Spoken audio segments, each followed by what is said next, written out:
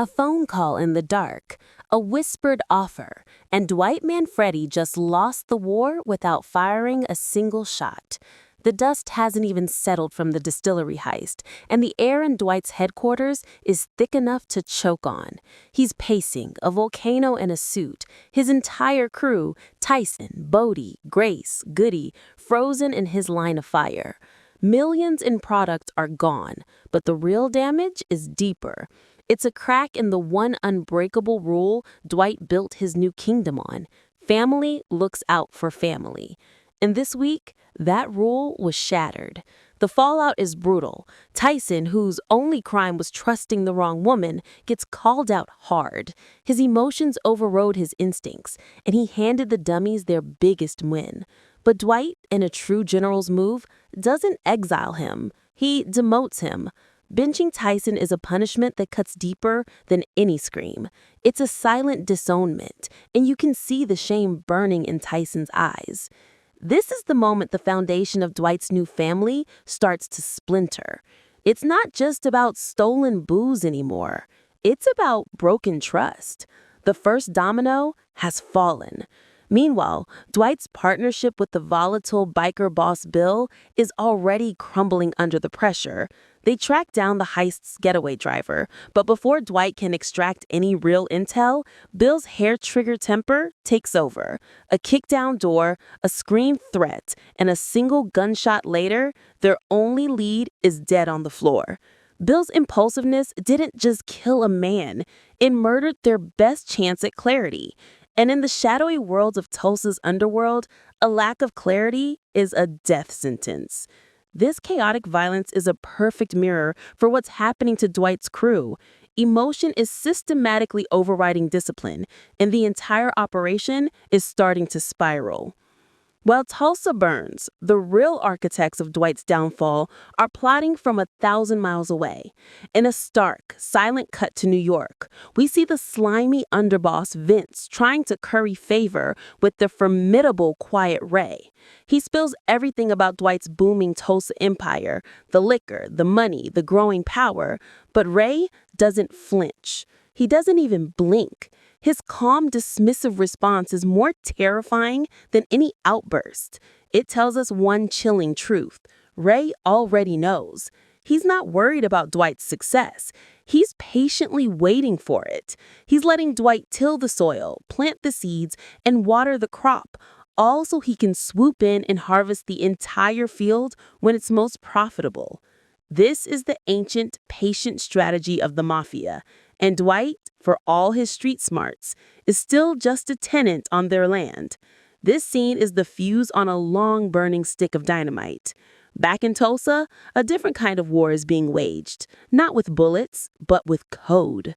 Bodie, the crew's quiet MVP, is launching a digital counterattack. While his hilarious AI-generated mascot, Jasper, goes viral as a cheeky marketing ploy, it's all a sophisticated smokescreen. Beneath the surface, Bodie is a digital ghost, hacking into the Dummies network, flooding their servers, and stealing their client lists. This is the new frontier of crime, and Bodie is its pioneer. He represents the synergy Dwight desperately needs, the perfect blend of old-school muscle and new-school strategy. But this clever victory also highlights the crew's growing divide. Tyson is sidelined by his emotions, while Bodie advances through cold, hard logic. The emotional core of the episode beats with the broken heart of Tyson. Consumed by guilt, he's desperate for redemption. In a move that's equal parts poignant and reckless, he pulls his ex-cop father, Mark, into a high-stakes father-son stakeout. They sit in the dark, watching Cole Dummy's warehouse, and in these quiet moments, they aren't a crew member and a civilian. They're just a father and son navigating a world of regret. Then the door opens, and the devastating truth walks out. Serenity, the woman whose sob story played Tyson like a fiddle, is coolly walking out of the enemy's lair. The reveal is a gut punch that reframes the entire heist. It wasn't just a loss. It was a personal, calculated humiliation. Tyson's compassion, his greatest strength, was weaponized against him. But in that moment of betrayal, you see the last of his naivety shatter. The switch flips. The kind-hearted kid is gone, replaced by a man with a sharp, cold purpose.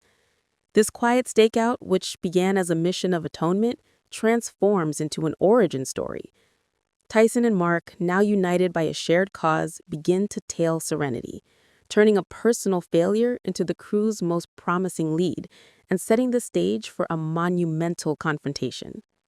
The tension snaps as Serenity leads Tyson and Mark straight to the mother lode, a massive rail yard warehouse stacked to the ceiling with the stolen Montague liquor. The call is made, and within minutes, Dwight's cavalry descends in a roar of engines and cocking rifles. The showdown is cinematic perfection, a tense, silent standoff under the harsh floodlights. They drag a defiant Cole out, and finally, the two kings meet face to face. Dwight, cool and strategic, offers the only deal that matters: your son's life for my product. But Jeremiah Dummies' response is a masterclass in villainy. He laughs, he scoffs, he outright states that his own son isn't worth the price of the stolen booze. That single, ice-cold line defines the entire conflict. Dwight builds his empire on the bedrock of loyalty and family, however fractured it may be. Jeremiah presides over his kingdom through pure, unadulterated greed, willing to sacrifice his own blood for profit. Dwight, by holding his ground and calling Jeremiah's monstrous bluff, wins. He gets every barrel back. On paper, it's a total victory, but the show leaves no doubt. This is a temporary ceasefire. The war is far from over because the most dangerous betrayal has been brewing not in the dummy camp, but in Dwight's own inner circle. The final scene is a quiet earthquake that reshapes the entire landscape of the season. In a dimly lit room, a phone buzzes. On the other end is Quiet Ray, his voice a low, controlled, and utterly dangerous rumble. The man he's speaking to? Bill. The offer is a devil's bargain, perfectly tailored to Bill's ego and ambition. Tulsa doesn't need two kings, Ray purrs. Partner with New York, cut Dwight out, and rule the city solo. Bill doesn't answer. He doesn't have to. His unreadable face in the shadows says everything. The gears of betrayal are already turning. This single call reframes every one of Bill's previous actions. His impulsiveness, his anger, his hunger for control, not as flaws, but as foreshadowing. The theory this sets up is terrifyingly clear. Bill will take the deal, but he'll play the long game. He'll act the loyal partner, biding his time until Dwight is most vulnerable. And when he strikes, it will be a killing blow. The brilliance of this ending is its subtlety. Dwight won the battle against the Dummies, but he's already lost the war for Tulsa. His empire is now besieged from all sides: the humiliated Dummies, the patient New York bosses, and a traitor sleeping in the room next door. The foundations have been eroding for weeks, and the collapse, when it comes, won't be a whisper, it will be an explosion.